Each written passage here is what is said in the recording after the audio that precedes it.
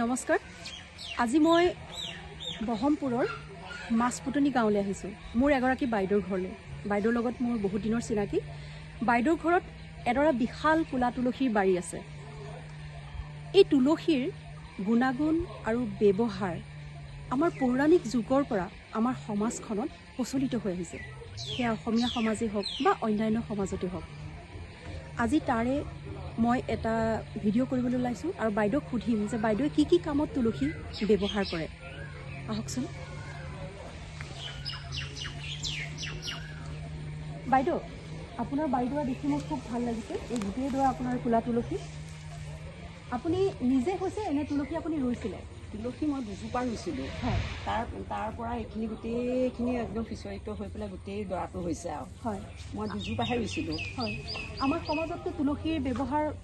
বহুত অতীত যুগৰ পৰাই আৰু বৰ্তমানলৈকে আমাৰ মানুহে তুলসীৰ খুব সুন্দৰ ব্যৱহাৰ কৰে আৰু প্ৰতি ঘৰ মানুহতে তুলসী থাকেই গতিকে আপোনাৰ ইমান এডৰা বাৰী গতিকে আপুনি ইয়াৰ কি ব্যৱহাৰ কৰেনো ইয়াৰ কি ব্যৱহাৰ কৰোঁ ইয়াতো ব্যৱহাৰ বহুত আছে বহুত গুণাগুণ আছে এতিয়া ইয়াৰ পৰা তুলসী নিয়ে সেই সৰু সৰু ল'ৰা ছোৱালী কাহ কফ হ'লে কিবা কৰিলে বা তুলসী পুলি ইয়াৰ পৰা নি পেলাই মানুহে ৰুৱেগৈও ক'লা তুলসী এনেও মানুহে খুবেই ভাল পায় আৰু সৰু সৰু ল'ৰা ছোৱালী হ'লে ইয়াৰ তুলসী পাত পিচি মূৰটোৰ লগত খুৱায় আৰু মই পুৱা গধূলি মই অকণমান পূজা পাতল কৰোঁ আৰু পুৱাৰ গধূলি মই পানী দিওঁ পুৱা পানী দিওঁ গা ধুই আহি ৰাতি বন্তি জ্বলাওঁ আৰু দেওবাৰে মই স্পৰ্শ নকৰোঁ তুলসী আৰু সেইকাৰণে মানে কৰোঁ আৰু বহুত গুণাগুণ আছে ইয়াৰ পৌৰাণিক হেৰিয়াৰ কওকচোন বাৰু আপোনাৰ পৰা শুনো কিনো গুণাগুণ আছে বা কি আপুনি জনাওকচোন দৰ্শকক ইয়াতো বহুত গুণাগুণ আছে ইয়াৰ ডাঙৰ মানুহেও খাব পাৰে কাৰ যেতিয়া কেতিয়াবা কাহ কফ চৰ্দি কিবা কিবি হ'লেও ইয়াৰ তুলসী কুটি আমি কেতিয়াবা চাহ বনাইও খাওঁ চাহ বনাইও খাওঁ বহুত ভাল লাগে মোক এজন মানুহে আহি মই তেতিয়া প্ৰথমতে ইমান জনা নাছিলোঁ মোক এজন মানুহে আহি কৈছে তোমালোকৰ ঘৰত ইমান ধুনীয়া ধুনীয়া তুলসী আছে তুমি চাহ খোৱা নে নোখোৱা কিবা চৰ্দি তৰ্দি লাগিলে কাহ চাহ হ'লে মই নাখাওঁ কৈছে তুমি এতিয়াই বনোৱাগৈচোন তেতিয়া মই পায়াৰ গুটি নিলোঁ নি পেলাই বনালোঁ সঁচাই খুবেই ভাল লাগিল খাই পেলাই আৰু এইবিলাক আছে কেতিয়াবা খৰ খুজতি হ'লেও তুলসী পাতে বহুত কাম কৰে এতিয়া চন্দ্ৰগ্ৰহণ সূৰ্যগ্ৰহণ লাগিলে মানুহে কয় তুলসী পাতটো পানীখনত দি থ'লে সেইকণ পানী খালেও একো নহয় আকৌ খোৱা আহাৰত সেইটো দি থ'লেও সেয়া চন্দ্ৰগ্ৰহণ সূৰ্যগ্ৰহণ হোৱা যোৱাৰ পিছত সেয়া খাব পাৰে সেইকাৰণে বহুতেই গুণাগুণ আছে মানে তুলসী আৰু মানে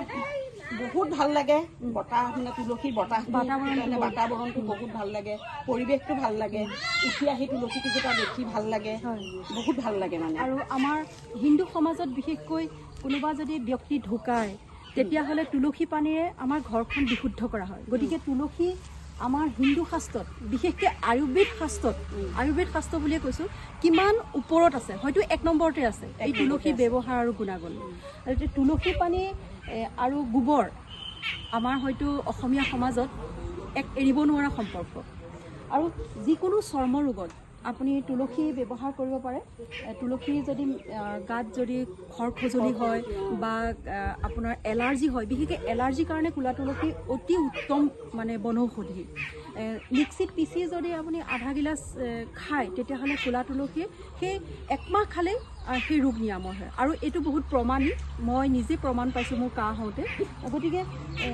ক'লা তুলসী বাইদেউ দেখি মোৰ খুব ভাল লাগিল আৰু আপোনালোককো জনালোঁ আপোনালোকে বিশেষকৈ জানেই সকলো তথাপিতো বাইদেৱে কেইটামান নজনা কথাও ক'লে ধন্যবাদ বাইদেউ ঠিক আছে ধন্যবাদ এয়া মই চাদৰ ওপৰত তুলসী খেতি কৰিছোঁ কমকৈ হ'লেও মোৰ তুলসী গছ আছে আৰু মই ইয়াত ছিগিছোঁ হালধিৰ লগত ৰাতিপুৱা কেঁচা তুলসী পাত জুইচ বনাই খাব লাগে স্কিনৰ কাৰণেও বহুত ভাল আৰু বিভিন্ন বেমাৰৰ কাৰণেও ভাল আৰু এয়া শুকুৱাই আপুনি চাহ খাবও পাৰে এয়া মোৰ আছে কেইবাজোপাও আছে